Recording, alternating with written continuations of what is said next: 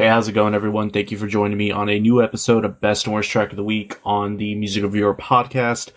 My name's Josh, and welcome to a new episode of Best and Worst Track of the Week for December 12th.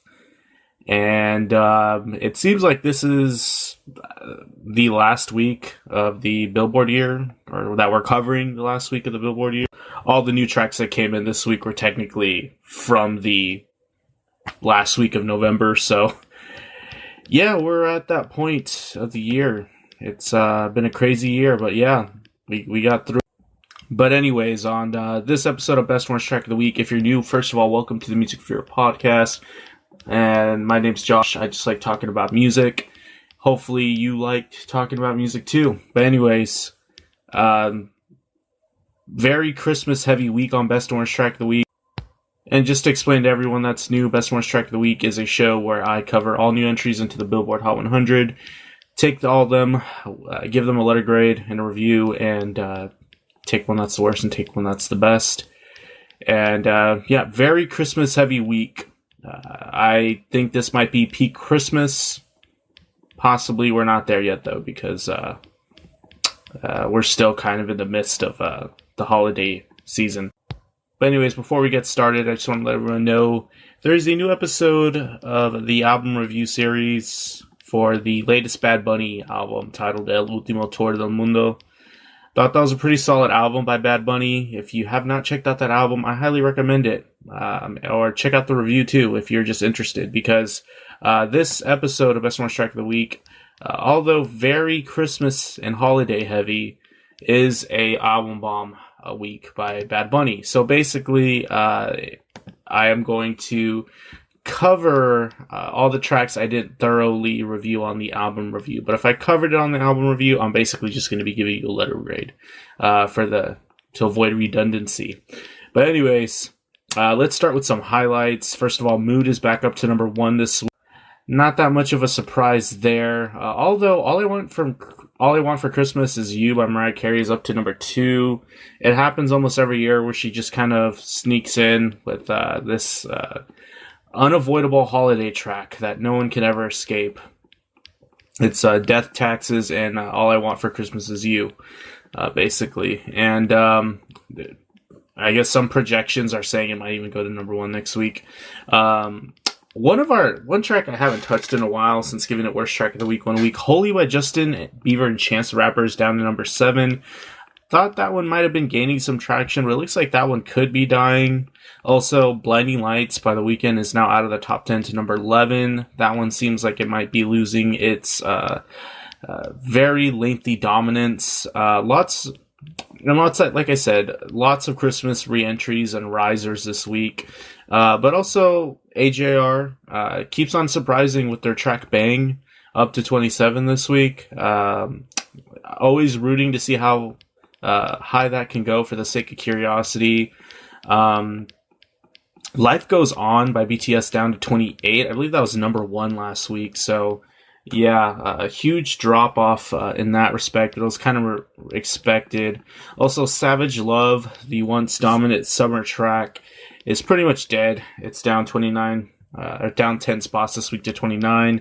Also, one of our worst tracks of the week, Be Like That by Kane Brown, Sway Lee, and Khalid dropped down to 31, which that's interesting. I know I keep on bringing this track up every week, but I just realized Sway Lee and Khalid haven't really been having much of a prominent year at all. I wonder if this track was really made for the sake of keeping their relevance until they possibly drop a new project. But yeah, it looks like that track's slowly dying. WAP is down to 33, the other unescapable summer hit. Monster by Shawn Mendes and Justin Bieber is down to 38 as well. A track that seemed like it was going to be more dominant. Probably going to get a boost next week with it, though. The once dominant Louis Capaldi's Before You Go is down to 42 this week. Surprisingly, though, we also had Holiday by Lil Nas X that went up to 51. I guess since it is a sort of novelty seasonal track, it's kind of just hanging in there. And then also Somebody's Problem fell hard to 84 from last week. The Morgan Wallen singles that were doing quite well seem to have fell quite hard. Best track of the week last week also, Stay by BTS, a track I did dig quite a bit. Dropped out of the chart. And then also our last highlights, One Beer by Hardy, a track that's been on the chart forever, finally dropped out, and so did Pretty Heart by Park McCollum, sadly. And then also a lot of the BTS and Megan Thee Stallion. So yeah, the album bomb, the EP bomb by BTS dropped out, and then also a lot of the tracks from Megan Thee Stallion's album. Not quite mini album bomb, but I guess her chart week dropped out. But yeah, lengthy highlight, but I promise the episode will probably go quite fast from here. First track this week came in at 95, Favorite Time of the Year by Carrie Underwood. It's a standard pop star country track, Christmas track by a pop star. This track happens to be by Carrie Underwood, a very popular country artist. Typical Christmas song. I like the sleigh bell shakes thrown in for texture throughout the track. The strings sound a little bit too buried for my liking, though. Pretty upbeat and poppy track overall. To me, it had a lot of production value. I've heard opposing views of this track, but to me, it looks like they kind of went all out for this one single. Some nice supporting vocals all throughout the track, a key change toward the end that kind of just makes it a little bit meh. Pretty strong vocal performance overall by Underwood, but nothing really too unique. I give it a B. Next track, La Droga by Bad Bunny, coming in at 94. I did dig this track overall, kind of an emotional track. Think about heartbreak, very emo trappish compared to like maybe some Juice WRLD influence maybe. I give it a B+, covered it on the album review. Next track, Maldita Pobreza.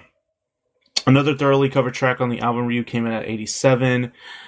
Some interesting plucked guitar on the intro. Interesting rockish kind of track. I give it a B.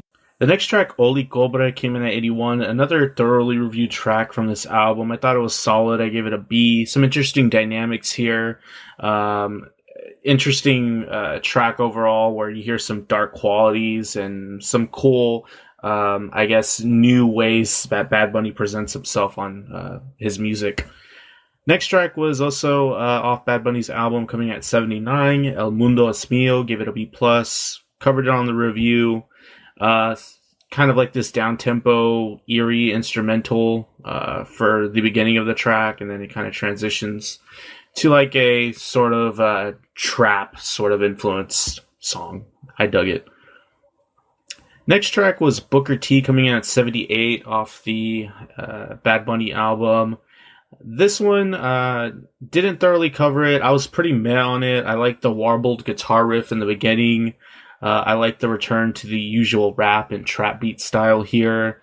The track has a nice groove here overall as well. Some character changes in Bad Bunny's performance, which is kind of a reoccurring theme on a lot of these tracks. It's a very angsty sort of track.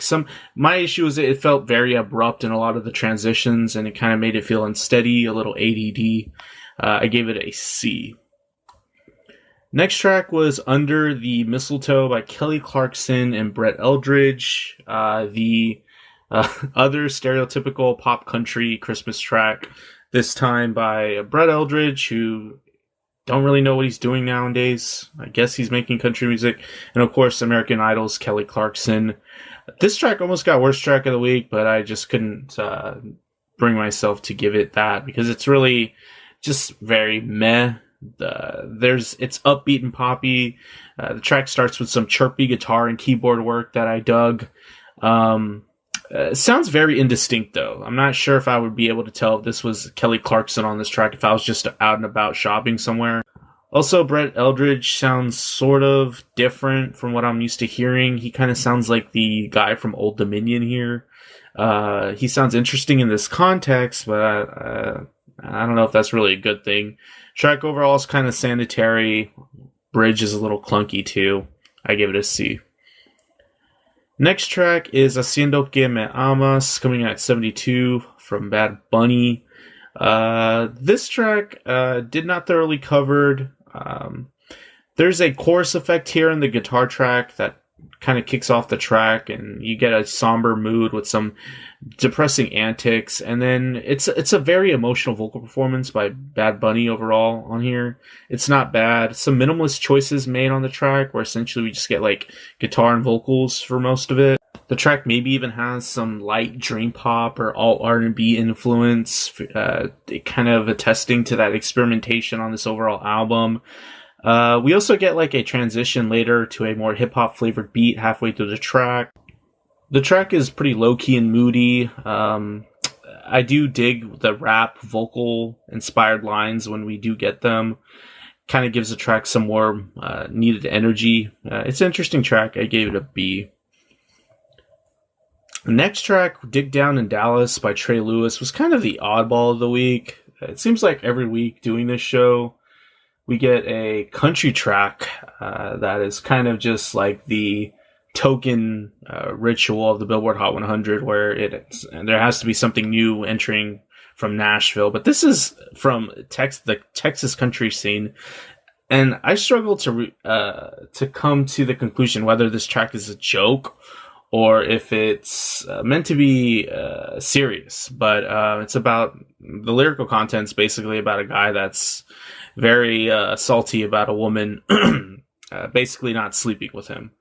And it aesthetically, it's very stereotypically Texas country, where a lot of Texas country references, and especially in the choruses, a city on each stanza. So this track definitely has that. It's pretty damn savage when it comes down to like the bitterness of this track overall. I'm not sure really, like I said, if this is supposed to be comedic. His voice is a little bit reliant on like this nasally high register. It kind of sounds almost not fitting to like this typical Texas country sound. But he kind of does pull it off. Whoever sings this, I guess his name's Trey Lewis. I think the track was overall kind of dumb though. The guitar sounds pretty convincing in the most part. I did like the instrumentals, and there's a interesting key change in the track. I give it a B-. Next track was off the Bad Bunny album bomb, Yo Viso Así. This track features some pretty interesting rock flavor that's structured around like this warbled guitar riff that's mixed under everything else. It's interesting also how the track shifts between different moments of rock and like down-tempo R&B, maybe even some emo trap. And then also leaning on the emo trap, there's maybe like some more traditional emo influences on this track too. It's tracks all over the place. Although I did have some issues with like the vocals on here, especially towards the end when we get a build up, there's this doubled vocal line that isn't all that flattering or grandiose like I think it's trying to be, and it's just bad when you hear Bad Bunny wailing on this track. I give it a B-. Next track, covered thoroughly on the album review, Te Mudaste, coming in at 60. Gave it a B. Pretty interesting Bad Bunny track overall. You get some traditional reggaeton elements. He explores this falsetto register here. Next track was coming in at 53, La Noche de Noche, featuring Rosalia off the album bomb. Gave it a B. Thought it was a pretty interesting performance overall by Bad Bunny and Rosalia. Think overall in the context of the track, Bad Bunny just pulls it off a little bit better because it is his song, but Rosalia did a great job as well. And yeah, try to get through that album bomb as quickly as I could. I don't think every single track quite charted off that album, but don't quote me on that. But yeah, we are at that point where I give you the best and worst track of the week. I will start at the worst track so we end on a positive note. I kind of had to go through a lot of the tracks this week that were in the C's and the grade range to really figure out which one I didn't like. And the second time around to make this decision, the reason I chose this song to be worst track of the week is because I liked it less the more I heard it. And it was Rockin' Around the Christmas Tree by Justin Bieber, coming in at 83. First of all, if you're trying to hear this song, it's like low key behind a paywall. You have to have Amazon Music. And me being the idiot I am, I have a subscription to Amazon Prime that I've been meaning to cancel because I don't really use it. So I was able to hear this track It's a cover of Rocking Around the Christmas Tree sung by Justin Bieber. That's really all it comes down to. But the aesthetics that are added onto here, making it very big band and swing, loungy, kind of ripping off Michael Bublé at times, just make this track a little annoying and cringe maybe. There is a nice fat bass line that goes along and accompanies everything. But immediately I'm not a fan of the guitar work that's on this track. It's very piercing at times, especially when the lines become a little bluesy or even syncopated. There's just this really bad texture on that guitar tone. Track overall is pretty sanitary. There's also a terrible introduction that's produced terribly with this vocal chorus that sounds just not good at all. It's very minuscule in the grand scheme of things, but the introduction is not flattering. Justin does sound good on this track vocally, but he knows how to sing. That's not, anything new. Track features like a pretty typical guitar solo. It's technical. A nice transition does go into the second verse too, but at that point, it's just like you're borrowing from Michael Bublé or maybe even Frank Sinatra if you're trying to be that blatant about it. But yeah, it wasn't awful, but the fact that you also have to have an exclusive membership to something to even listen to this track, it just didn't really sit well with me. Worst track of the week goes to Justin Bieber, which I think he's probably leading on this show for worst tracks of the week. I guess that's just how it works sometimes. And shouldn't be really surprising to anyone, especially if you listen to the Bad Bunny review. The best track of the week came from Te Deseo Lo Mejor off of the Ultimo Tour del Mundo. I really dug this song. I liked it the more I heard it. So it really the only competition it had this week was more Bad Bunny music. But overall, I like this track. It had an exposed electric guitar riff in the intro with some interesting, maybe light emo influence as well. I still can't put my finger on it. But there's some rock sort of thing influence going on there. There's a nice transition into the trap instrumental as well when that comes in. And it kind of confirms the overall theme of the track being pretty moody and down tempo compared to other Bad Bunny work. And the pre-chorus build up to the second chorus is a super interesting, nice moment. And it's a pretty emotional performance by Bad Bunny. I really dug that on this track. He kind of just doesn't hold back on a lot of his performances. Even though some of them don't always hit the mark, this really did. The track also has some really nice light dream pop influence with the utilization of some light guitar material at times in the track. A lovely melodic bass line thrown in as well. It's probably one of my favorite Bad Bunny tracks of all time now. Best track of the week definitely goes to this track. Hopefully you maybe check it out. I don't usually recommend checking out the best track of the week, but in this case, maybe check out that whole album. It was interesting. But if you got to the end of this episode, thanks. I tried making it short for it being an album bomb, but if you stuck around, my appreciation and gratitude goes to you. Thanks for listening. If you're digging the podcast, wherever you're subscribed, or wherever you listen to podcasts, subscribe if you want. Leave some feedback on YouTube, good or bad. I'm open ears. Like and subscribe there too. Take care of yourselves. I'll see y'all later.